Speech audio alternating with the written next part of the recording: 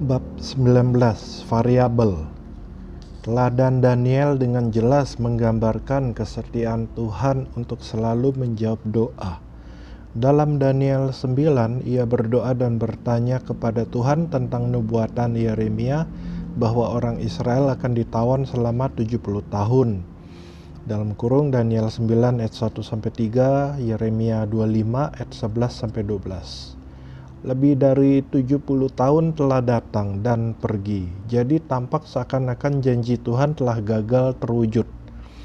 Sama seperti pada masa kita, para ahli teologi mungkin berusaha menjelaskannya, berkata, mungkin ini, mungkin itu, dan semua hal lain ini.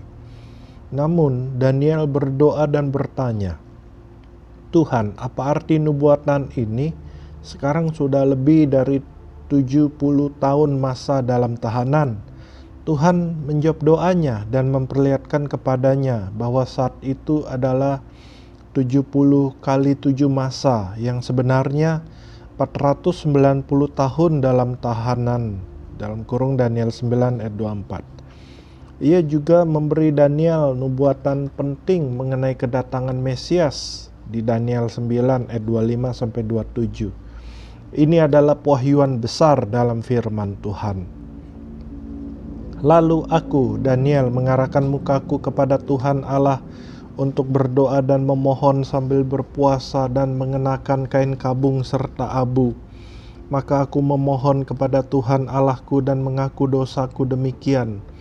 Tuhan Allah yang maha besar dan dahsyat, yang memegang perjanjian dan kasih setia terhadap mereka yang mengasihi Engkau serta berpegang pada perintah-Mu. Ya Tuhan, dengarlah. Ya Tuhan, ampunilah. Ya Tuhan, perhatikanlah dan bertindaklah dengan tidak bertangguh. Oleh karena Engkau sendiri Allahku, sebab kotamu dan umatmu disebut dengan namamu. Daniel 9 ayat 3-4 dan 19. Sementara aku berbicara dan berdoa dan mengaku dosaku dan doa bangsaku, bangsa Israel, dan menyampaikan kehadapan Tuhan Allahku permohonanku bagi gunung kudus Allahku, sementara aku berbicara dalam doa, terbanglah dengan cepat ke arahku Gabriel.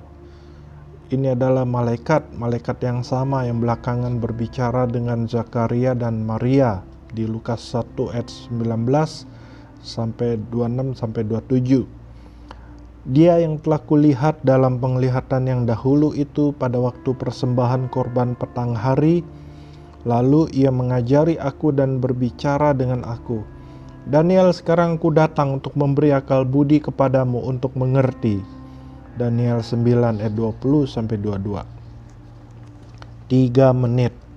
Sementara Daniel masih berdoa, malaikat Gabriel muncul dan memberinya jawaban dari Tuhan. Keseluruhan doa Daniel tidak mungkin lebih dari 3 menit, namun Tuhan menjawab sementara ia masih berdoa, sungguh penuh kuasa.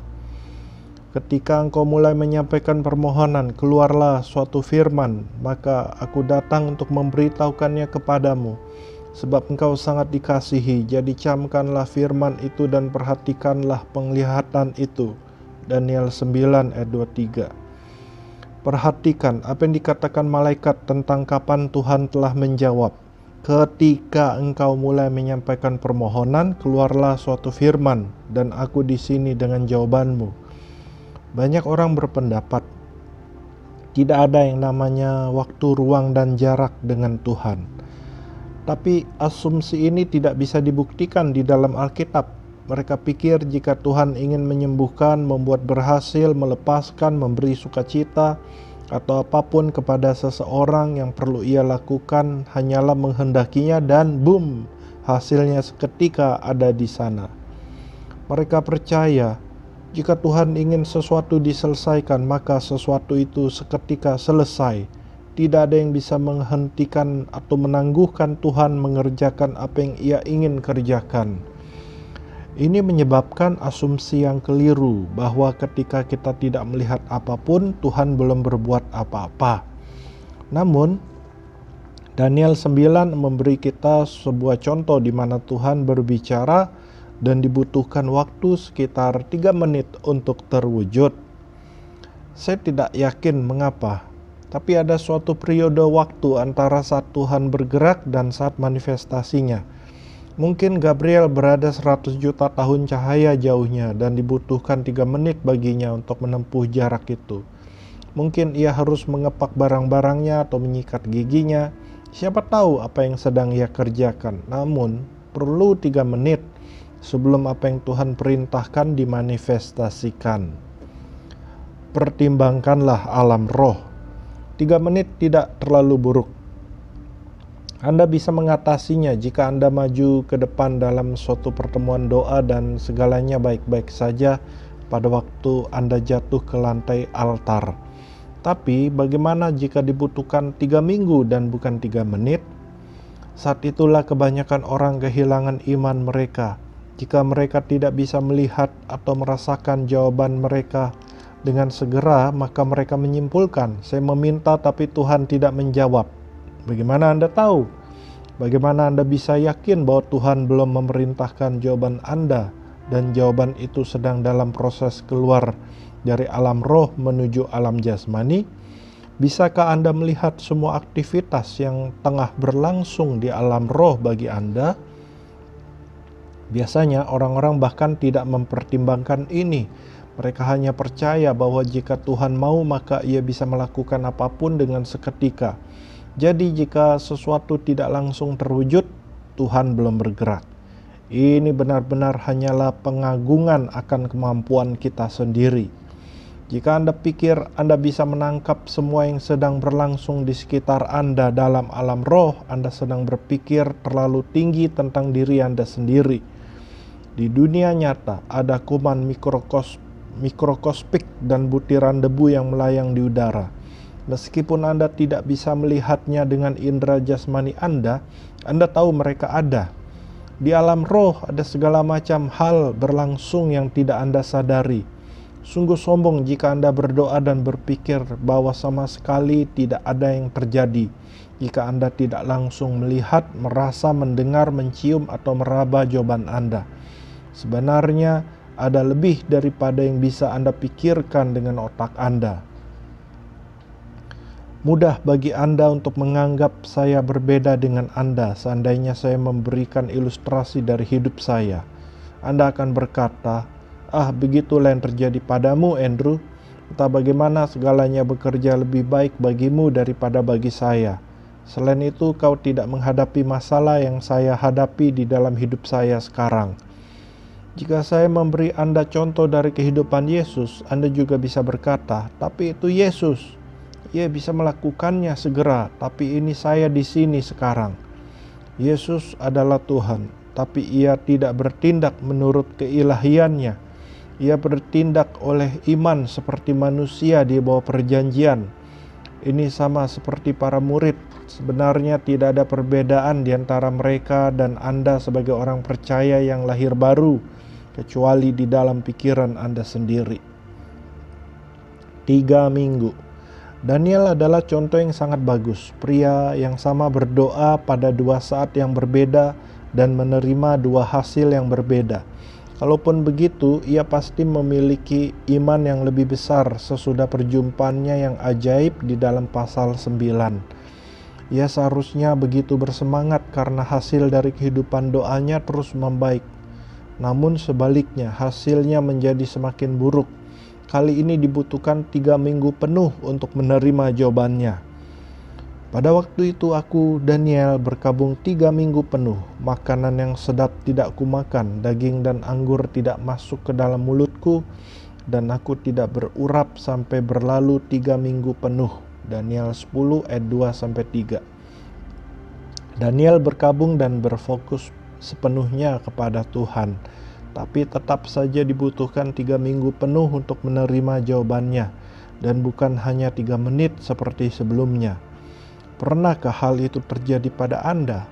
Apakah sesuatu yang telah Anda doakan terwujud seketika, tapi kemudian sesuatu yang lain membutuhkan waktu yang lama? Mengapa Tuhan menjawab satu doa dalam 3 menit dan doa yang lain dalam 3 minggu? Itu adalah pertanyaan yang tidak sah. Tuhan tidak menjawab doa yang satu dalam 3 menit dan doa yang satu lagi dalam 3 minggu. Ia langsung menjawab keduanya. Ketika engkau mulai menyampaikan permohonan, keluarlah suatu firman. Daniel 9 ayat 23. Dan telah didengarkan perkataanmu sejak hari pertama engkau berniat untuk mendapat pengertian dan untuk merendahkan dirimu di hadapan Allahmu. Daniel 10 ayat 12. Jadi Tuhan langsung menjawab kedua doa tersebut. Tapi yang satu membutuhkan 3 menit sebelum orang bersangkutan bisa merasakannya. Dan yang satu lagi membutuhkan 3 minggu. Lukas 11 ayat 9 ayat 10 mengatakan, jika engkau meminta, engkau menerima. Tuhan seketika menjawab setiap doa yang didasarkan pada janji di dalam firman-Nya. Ia menjawab setiap doa yang pernah didoakan setiap orang percaya dengan cara ini. Tuhan tidak pernah lalai menjawab doa seperti ini. Namun, ada hal-hal yang terjadi di dunia roh yang menentukan seberapa cepat jawabannya datang atau tidak ke dalam dunia yang kelihatan. Manifestasi dari jawaban Anda dipengaruhi ketika Anda menjadi berkecil hati, depresi, atau menyerah. Ini mungkin saja merupakan aktivitas yang luar biasa di alam roh. Anda mungkin saja sudah sangat dekat untuk melihat manifestasi nyata, tapi Anda menyerah dan berhenti. Bagaimana jika Daniel menyerah pada hari yang ke-20 di dalam pasal 10? Alkitab memperlihatkan bahwa Tuhan sudah berbicara dan jawabannya sedang datang. Seandainya saja Daniel berkata, yang terakhir kemarin hanya dibutuhkan 3 menit, tapi yang sekarang ini besok udah 3 minggu. Wah, saya berhenti lah. Meskipun semua ini sedang berlangsung di alam roh, jawabannya tidak akan terwujud. Firman Tuhan menyatakan bahwa ini sesuai dengan kuasa yang bekerja di dalam kita. Efesus 3 ayat 20. Dari perspektif manusia akan tampak seakan-akan Tuhan tidak menjawab doa Daniel yang kedua. Penghalang oleh roh jahat.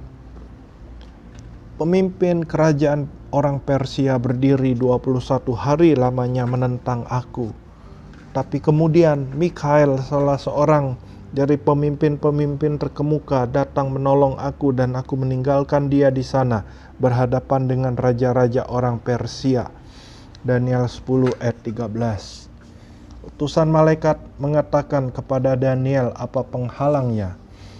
Perlawanan roh jahat. Yudas 9 dan Wahyu 12 ayat 7 menyatakan Mikhael sebagai pemimpin terkemuka. Perhatikan bagaimana utusan tersebut ditentang sejak hari pertama Daniel berdoa. Tuhan langsung menjawab, tapi utusannya membutuhkan pertolongan Mikhael untuk menerobos tentangan roh jahat atas jawaban Daniel. Banyak orang tidak mengerti bahwa kita hidup di dunia yang mendapat tantangan dari roh jahat. Mereka pikir bahwa jika Tuhan menghendaki sesuatu dilakukan, ia bisa melakukannya begitu saja. Tuhan lebih besar daripada iblis, tapi iblis bisa menghalangi dia jika manusia jasmani bekerja sama dan memberi otoritas kepada musuh untuk melakukannya.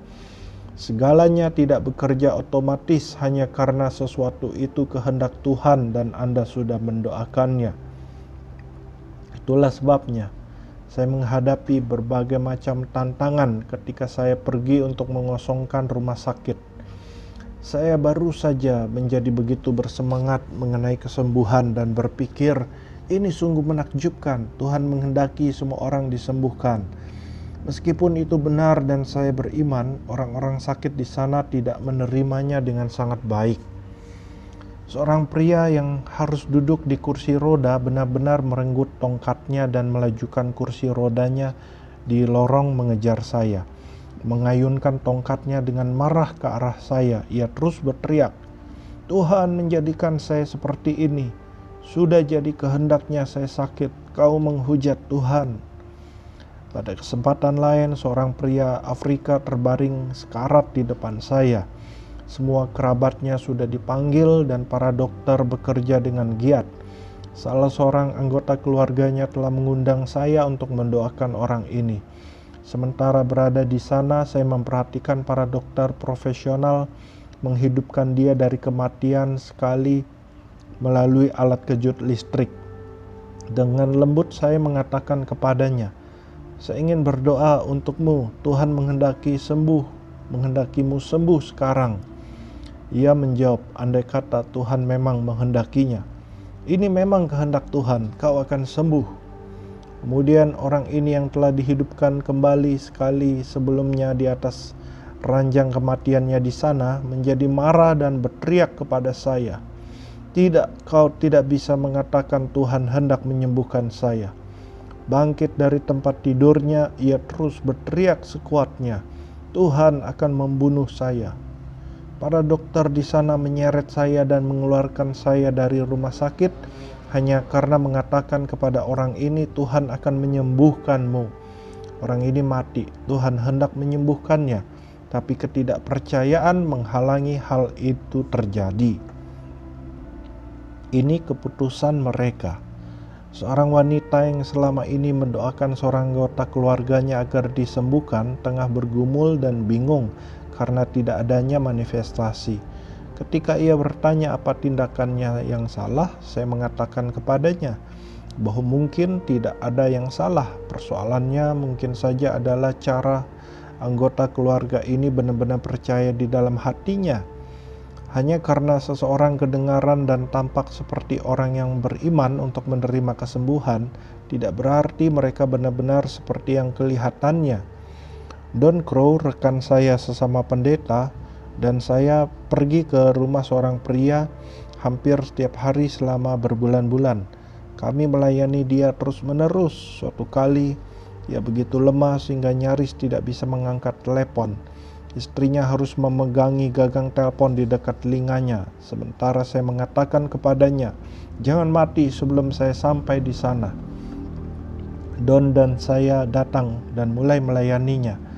Ia membaik sehingga ia bisa bangkit dan berjalan, makan, mengemudikan mobil, dan melakukan banyak hal untuk beberapa waktu. Lalu ia mulai berkecil hati, meskipun ia tidak mengatakannya kepada orang lain. Tuhan berbicara di hati saya pada suatu hari sementara saya bersamanya. Ia menyerah, ia baru saja memutuskan ingin pulang untuk berada bersamaku. Orang ini sudah tua dan mengalami kesulitan. Meskipun ini bukan yang terbaik dari Tuhan untuk ia ambil, ini juga bukan dosa.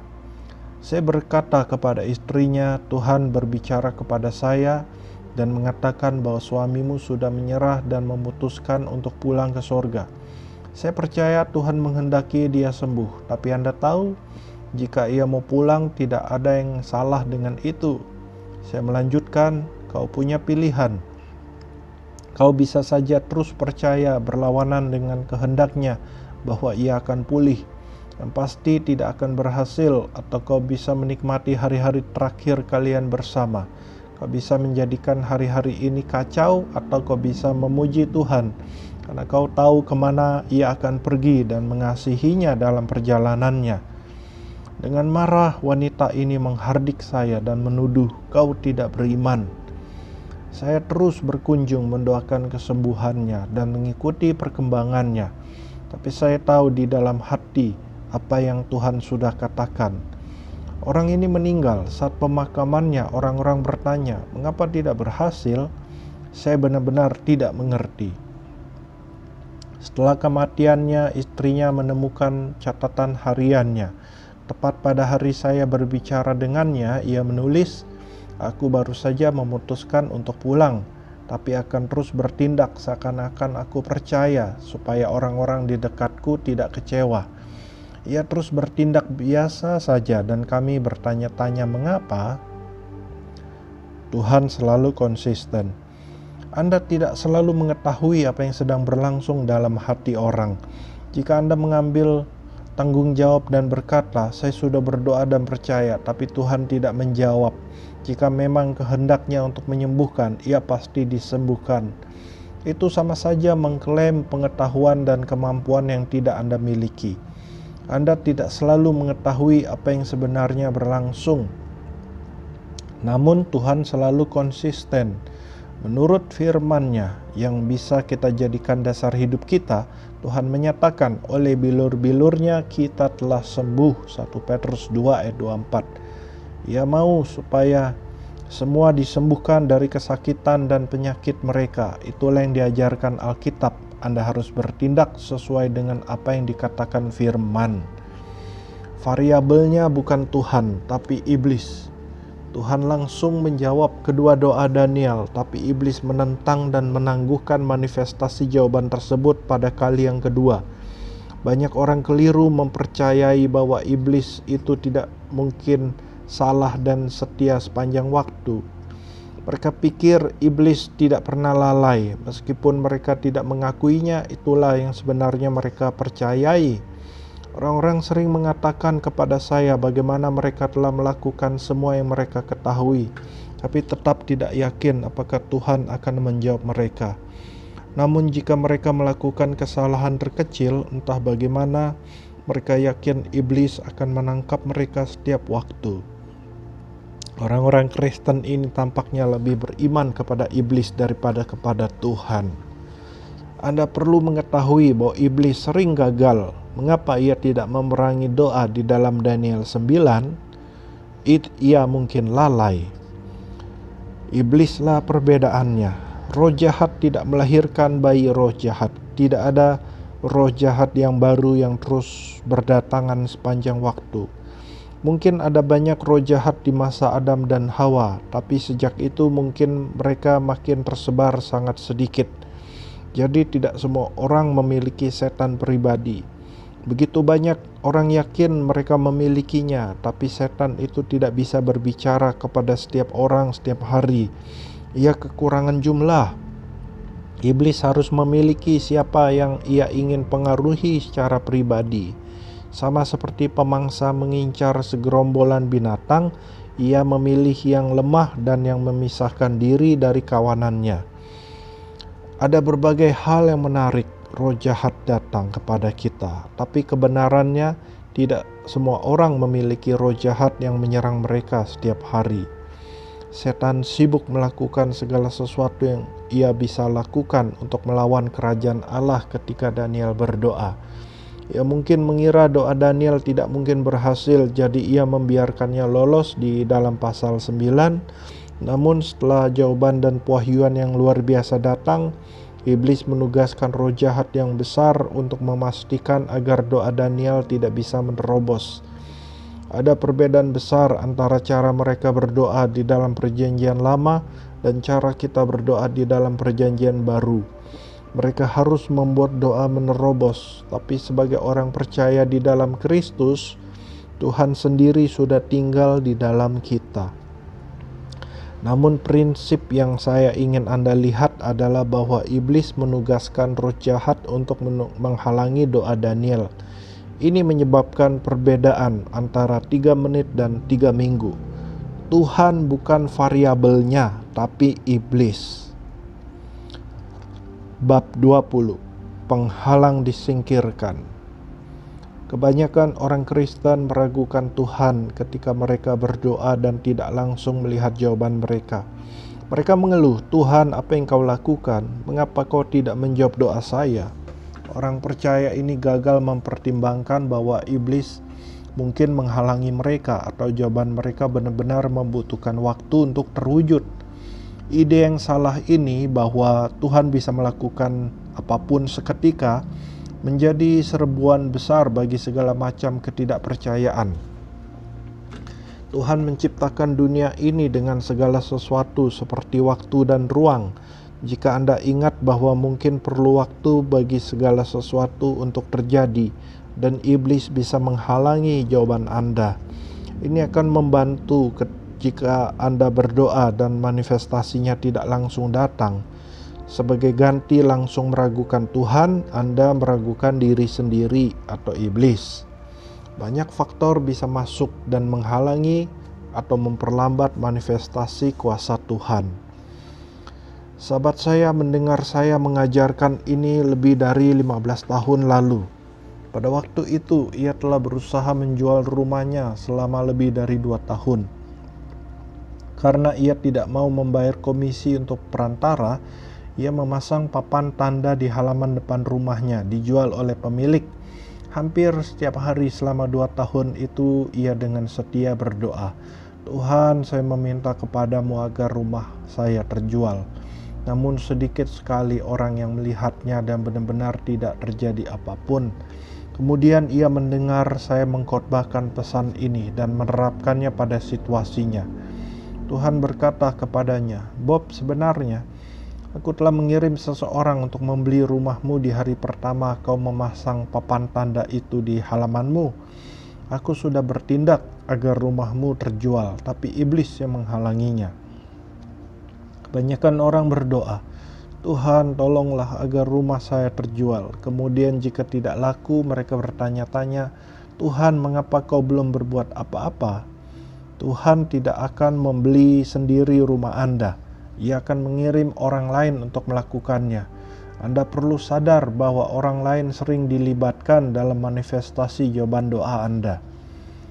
Tuhan mengirim persediaan melalui orang lain. Ketika Anda meminta uang kepada Tuhan, Ia mengirimkan uang itu melalui orang. Berilah dan kamu akan diberi suatu takaran yang baik, yang dipadatkan, yang digoncang dan yang tumpah keluar akan dicurahkan ke dalam ribaanmu, sebab ukuran yang kamu pakai untuk mengukur akan diukurkan kepadamu. Lukas 6 ayat 38. Tuhan memberikan persediaan yang Anda minta melalui orang. Ia tidak memiliki mata uang sendiri dan ia pasti tidak akan memalsukan atau mencuri uang. Tuhan tidak menciptakan uang dan memasukkannya ke dalam dompet Anda. Ia berbicara kepada orang-orang dan memenuhi kebutuhan Anda melalui mereka. Itulah sebabnya yang perlu dilakukan iblis untuk menghalangi keuangan Anda adalah dengan menghalangi orang-orang. Tuhan baru-baru ini memimpin pelayanan kami untuk memperluas perjangkauan lewat televisi dan membeli sebuah gedung baru. Karena saya mengerti bahwa ia memanifestasi persediaan melalui orang-orang, saya menjadi sangat terbuka mengenai kebutuhan keuangan kami yang meningkat. Karena ini saya menerima banyak teguran dari orang-orang yang mengatakan, "Jika kau orang beriman, kau tidak akan perlu meminta apapun dari orang. Tuhan akan memeliharamu." Mereka berada di bawah konsep bahwa jika Anda memiliki suatu kebutuhan, Tuhan memenuhinya dengan cara supernatural saja. Seorang sahabat memberikan contoh dari George Mueller. George mengelola sebuah rumah yatim piatu besar di Inggris dan mendukung banyak misionaris di seluruh dunia. Ia terkenal karena mempercayakan Tuhan untuk persediaan yang ia butuhkan. Mueller duduk di dekat meja dan untuk makan bersama ratusan anak dan mulai berdoa untuk makanan. Sementara menyadari bahwa mereka tidak memiliki makanan sama sekali untuk disajikan. Saat itu juga truk-truk datang dan orang-orang mengeluarkan segala macam makanan darinya. Orang ini menulis, "George Mueller tidak pernah berbicara kepada siapapun mengenai kebutuhannya selain kepada Tuhan. Anda bukan orang beriman jika harus mengatakan kepada orang lain apa yang Anda butuhkan." Meskipun semua hal itu benar-benar terjadi, sahabat saya lupa bahwa George Mueller juga menerbitkan buletin bulanan yang mencantumkan daftar terperinci semua kebutuhan mereka saat itu. Kebetulan saat ia berdoa dengan iman untuk makanan yang mereka butuhkan, seseorang yang telah membaca buletin tersebut datang dengan sumbangan mereka. Tentu saja itu supernatural, tapi Tuhan memakai orang. Memutus tentangan. Keuangan pelayanan kami terhambat di tahun 1980-an akhir ketika 2 penginjil televisi yang terkenal terlibat masalah. Saat itu saya belum masuk televisi, tapi sudah menyampaikan firman Tuhan ke seluruh penjuru negeri lewat radio. Mengapa pemasukan kami merosot, turun puluhan ribu dolar pada bulan-bulan itu? Tuhan memakai orang-orang untuk memenuhi kebutuhan kami. Meskipun kami tidak memiliki hubungan apapun dengan kedua penginjil itu, orang-orang kehilangan kepercayaan kepada pelayanan lewat media. Ketakutan, keraguan, dan kritik berdatangan dan orang-orang berhenti memberi kepada pelayanan lewat media. Saya menderita karenanya selama beberapa waktu, tapi bukan karena ketidakpercayaan saya. Iblis menghalangi keuangan kami melalui ketakutan dan ketidakpercayaan yang dirasakan orang lain. Saya tidak menjadi marah kepada Tuhan dan menuntut, "Mengapa kau mengurangi persembahan saya?" Bukan Tuhan, tapi iblis yang menghalangi orang. Ketika orang-orang pergi berlibur di musim panas, banyak yang tidak serius dengan komitmen mereka untuk mendukung pelayanan kami. Sebaliknya, mereka menggunakan uang yang biasanya mereka persembahkan kepada Tuhan untuk perjalanan liburan mereka. Pelayanan kami terkena dampaknya, tapi saya tidak marah kepada Tuhan. Ia memakai orang-orang. Sahabat saya yang sudah meminta kepada Tuhan untuk menjual rumahnya bertobat dan berdoa. "Bapa, terima kasih bahwa sejak hari pertama sekali saya menjual rumah saya, kau sudah berbicara kepada seseorang untuk membelinya. Bukan kau yang belum menjawab, tapi iblis yang menghalangi." Lalu ia mengikat iblis tersebut. Karena sahabat saya tidak tahu bagaimana musuh melakukannya, ia berdoa dalam bahasa roh mengenai situasinya dan percaya Tuhan akan mengurus persoalannya ini. 2 hari kemudian, seorang pria datang membawa uang tunai untuk membeli rumahnya. Ketika mereka mengadakan transaksi, pembeli tersebut mengatakan kepada sahabat saya, "Hari pertama kau memasang papan tanda itu di halaman 2 tahun yang lalu, saya mengatakan kepada istri saya, 'Itu rumah kita.' Sejak itu saya berusaha membenahi keuangan kami." Meskipun ia bukan Kristen, ia berkata, "Kejadiannya ajaib. Orang yang mau membeli rumah saya harus menjual rumahnya lebih dulu. Orang itu terhalang selama 2 tahun. Tapi kemudian hal yang paling aneh terjadi. 2 hari yang lalu ia mendatangi saya membawa uangnya. Kami bertransaksi dan disinilah saya sekarang membeli rumahmu." Iblis selama ini menghalangi jawaban untuk sahabat saya melalui orang lain. Tuhan memutus tantangan iblis dan jawaban tersebut terwujud ketika sahabat saya mengubah doanya. Sebagai ganti meminta Tuhan setiap hari agar rumahnya terjual dan kemudian bertanya-tanya dalam hati mengapa Tuhan belum melakukannya, sahabat saya mulai berdoa, "Bapa, saya percaya kau sudah menjawab doa saya. Kau sudah berbicara, tapi pasti dengan satu dan lain cara iblis menghalangi. Tolong beri saya hikmat-Mu untuk berdoa." Sungguh suatu perbedaan yang menentukan. Menyingkat waktu. Sebagai orang kudus perjanjian lama, Daniel tidak memiliki otoritas atas setan, jadi ia tidak bisa menghardik roh jahat yang disebut pemimpin kerajaan orang Persia, Daniel 10 ayat 13. Meskipun Daniel sudah mengetahui bahwa masalah antara pasal 9 dan 10 adalah roh jahat, ia tidak mampu berbuat apapun mengenai hal ini. Namun sebagai orang percaya perjanjian baru, kita memiliki otoritas atas iblis. Lukas 9 ayat 1. Tuhan selalu langsung menjawab doa. Jika Anda mengerti prinsip ini, maka Anda akan tahu bahwa ketika jawaban Anda tertunda manifestasinya, itu disebabkan oleh iman Anda yang goyah, atau iblis yang menghalangi, atau keduanya. Karena itu aku berkata kepadamu, apa saja yang kamu minta dan doakan, percayalah bahwa kamu telah menerimanya, maka hal itu akan diberikan kepadamu. Markus 11 ayat 24. Begitu juga Anda perlu menyadari bahwa beberapa hal membutuhkan waktu untuk bermanifestasi. Kesembuhan seharusnya seketika, tetapi Anda tidak bisa memasukkan pelayanan Anda ke dalam microwave supaya cepat. Itu bergantung kepada kematangan dan karakter Anda. Berapa hal harus terus berkembang dan bertumbuh sebelum Anda bisa melihatnya terwujud. Namun Tuhan selalu setia menjawab semua doa. Ada kista di punggung pegelangan tangan saya pada tahun 1976. Kista ini tidak sakit tapi begitu menonjol sehingga saya menutupinya dengan tali jam tangan saya supaya orang-orang tidak melihat. Meskipun tali jam tangan saya bisa dimelarkan, kista tersebut akhirnya bertumbuh sampai menonjol keluar dari balik jam tangan saya.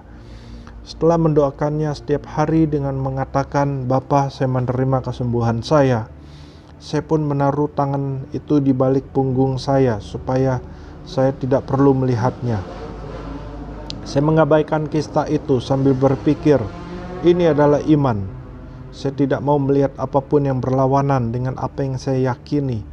Itu lebih baik daripada berdoa melihatnya dan kemudian mengatakan tidak berhasil. Namun ada cara yang lebih baik untuk berdoa. Sejak itu saya belajar bahwa lebih baik melihat langsung kepada persoalannya dan menyatakan, "Saya tahu Tuhan sudah menjawab doa saya karena firman-Nya mengatakan demikian." Jika jawabannya tidak terwujud, saya tahu sekarang bahwa bukan Tuhan yang belum memberi, tapi sayalah atau iblis atau suatu lainnya yang menghalangi.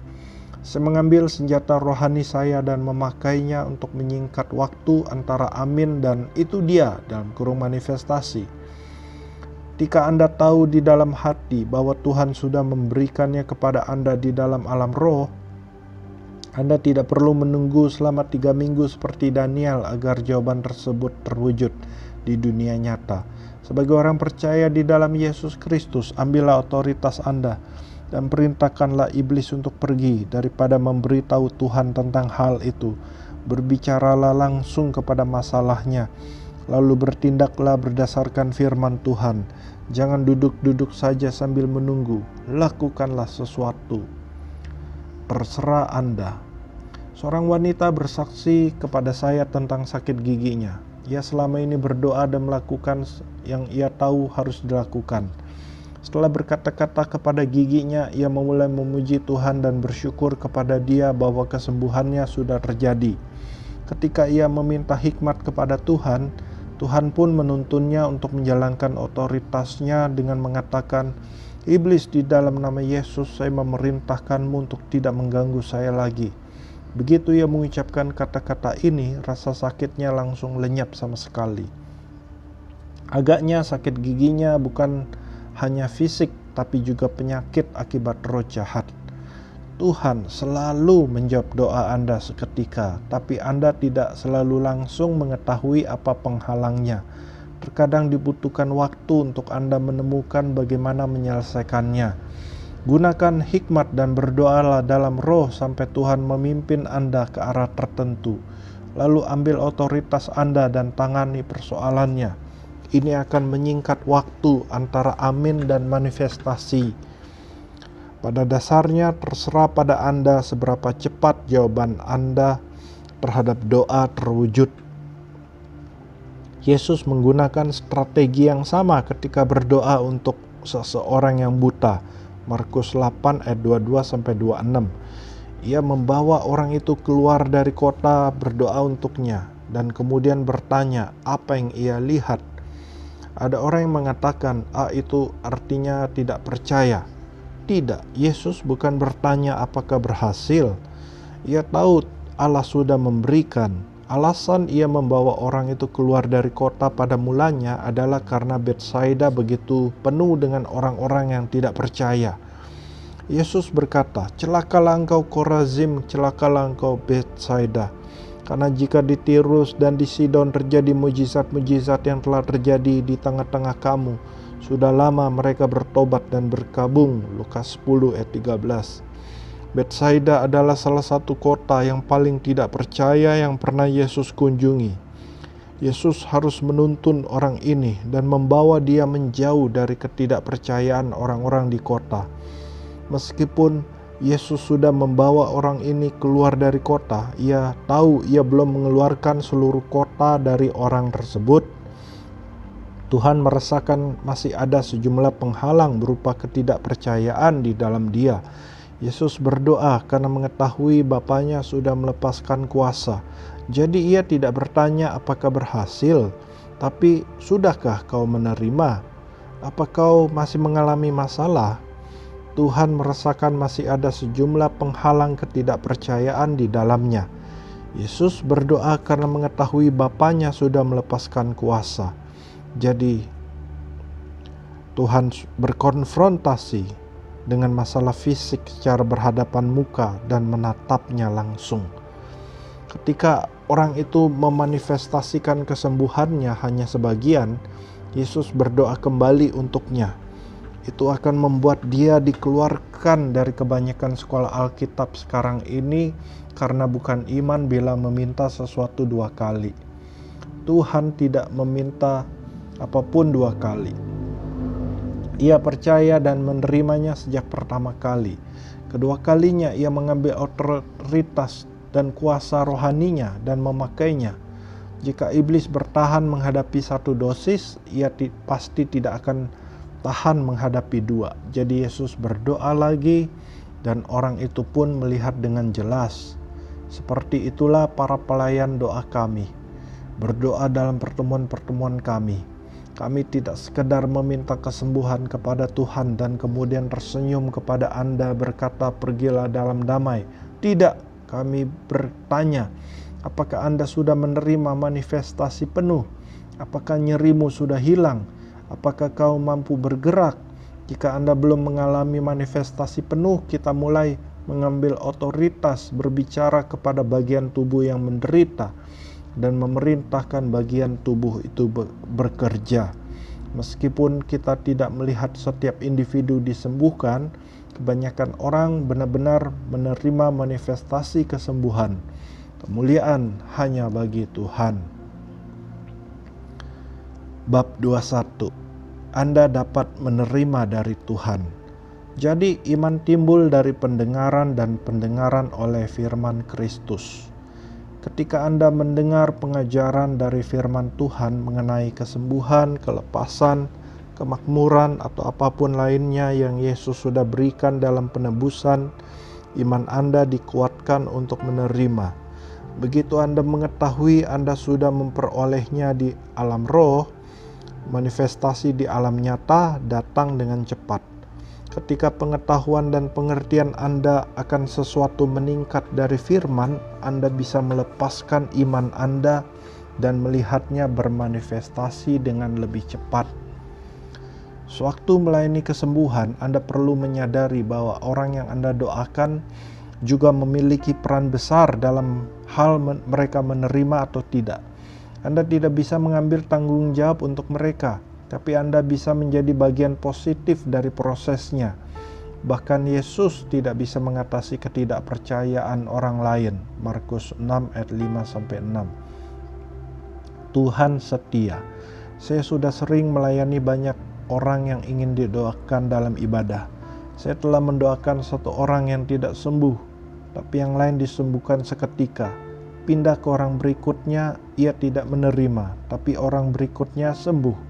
Tidak mungkin saya tidak konsisten dalam satu ibadah. Saya sudah mendoakan seluruh barisan orang sebelumnya, di mana 9 menerima dan 1 tidak. Itu tidak berarti satu orang ini jahat atau tidak mengasihi Tuhan. Anda bisa mengasihi Tuhan dengan segenap hati Anda, tapi tetap saja tidak mengerti cara kerja iman. Leonardo da Vinci adalah seorang yang jenius. Ia merancang helikopter berapa ratus tahun yang lalu yang sekarang sudah dibangun dan terbang. Ia cerdas di zamannya, tapi tidak tahu soal listrik. Hanya karena Leonardo tidak tahu sesuatu yang Anda ketahui, bukan berarti ini membuat dia menjadi bodoh. Ini hanya berarti ia tidak tahu akan kebenaran tertentu itu. Iman bekerja oleh pengenalan akan firman. Tuhan sudah menyembuhkan semua orang. Ketika Anda meminta dan percaya, kuasa tersebut langsung dilepaskan. Jika Anda tidak melihat manifestasinya, bukan berarti Tuhan belum memberi. Entah Anda belum menerima atau ada penghalang roh jahat yang menghambat manifestasinya. Tuhan setia, percayalah dan jangan pernah menyimpang darinya. Anda tidak akan pernah melihat kuasa keajaiban Tuhan secara konsisten jika Anda menyerah dan mulai berkata, ada pengecualian. Mungkin Tuhan membuat beberapa orang sakit untuk mengajarkan sesuatu kepada mereka. Mungkin ia ingin beberapa orang menderita. Mereka mungkin belum cukup baik, belum cukup berpuasa dan seterusnya. Firman Tuhan mutlak benar, tidak pernah berfluktuasi atau berubah-ubah. Jangan pernah mengkompromikan kebenaran kesetiaan Tuhan yang tak tergoyahkan. Jika Anda tidak melihat sesuatu terwujud, itu bukan kesalahan Tuhan, tapi kesalahan Anda. Saya tidak sedang mencoba menghukum Anda, tapi ingin memberkati, memberitahu dan mengajar Anda. Jika kesetiaan Tuhan dipertanyakan, kita semua dalam kesulitan. Apa kau bisa melihat jari tangan saya? Saya menyampaikan pesan ini pada tahun 1976 di Childress, Texas. Kami mengiklankannya sebagai ibadah kesembuhan. Bawalah yang buta, tuli, dan lumpuh. Setelah menyampaikan firman, saya mengundang orang-orang maju ke depan untuk dilayani. Seorang pemuda berusia 17 tahun yang matanya buta sebelah meresponi. Saya mendoakan dia dan memerintahkan matanya untuk melihat. Kemudian saya meminta dia menutup matanya yang sehat dan melihat melalui mata yang sakit. Saya bertanya, apa kau bisa melihat jari tangan saya? Ia bahkan tidak bisa melihat cahaya. Saya harus memutar kepalanya dan berkata, tidak, itu di sana. Tiba-tiba saya merasakan ketidakpercayaan orang-orang. Bagi mereka, jika mereka tidak bisa melihat sesuatu, itu berarti Tuhan tidak melakukannya. Jadi saya membubarkan kerumunan tersebut dan berkata, kalian yang tidak mengerti dan tidak setuju boleh pergi. Tapi bagi yang percaya bahwa Tuhan sudah melakukannya, entah kalian bisa melihatnya atau tidak, dan tergantung kepada kita untuk manifestasinya, boleh tetap tinggal. Kira-kira 20 orang pergi. Kami terus berdoa. Setiap 5 menit atau lebih saya akan berhenti dan bertanya, apa kau bisa melihat jari tangan saya? Ia tidak bisa melihat apapun. Di dalam hati saya berkata, Tuhan, saya tahu ini benar. Beri saya satu kata hikmat supaya kami bisa mengatasi dan memperlihatkan kebenaran firman-Mu kepada orang-orang ini. Sementara saya terus berdoa, saya bertanya, Tuhan, apa masalahnya? Gagasan ini muncul di dalam hati saya. Ia tidak membutuhkan kesembuhan, ia membutuhkan mujizat. Ketika Tuhan mengatakan itu kepada saya tidak pernah berpikir sebelumnya tentang perbedaan antara kesembuhan dan mujizat.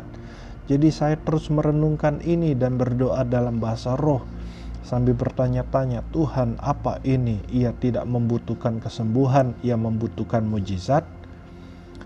Mujizat diterima dan dimanifestasikan. Sementara saya berpikir, Don Crow mengumumkan, Tuhan baru saja berbicara kepada saya bahwa orang ini tidak membutuhkan kesembuhan, ia membutuhkan mujizat. Saya berpikir ini pasti dari Tuhan. Jadi kami berhenti dan saya bertanya kepada anak muda itu, ada apa denganmu? Ia menjawab, waktu masih bayi saya terkena infeksi mata dan dokter terpaksa mengangkat lensa dan retina saya. Saya bahkan tidak memiliki bagian yang diperlukan untuk bisa melihat. Saya mengatakan, kau tidak membutuhkan kesembuhan, kau membutuhkan mujizat. Kemudian saya menumpangkan tangan saya ke atas matanya dan berkata, lensa dan retina saya perintahkan untuk datang ke mata ini sekarang dalam nama Yesus. Lalu saya meminta dia menutup mata yang sehat dan bertanya sambil mengacungkan jari saya, ini berapa? Ia menjawab 1 dan ia bisa melihat. Sebagian orang berpikir, ketika kau melakukan itu, saat itu Tuhan bertindak.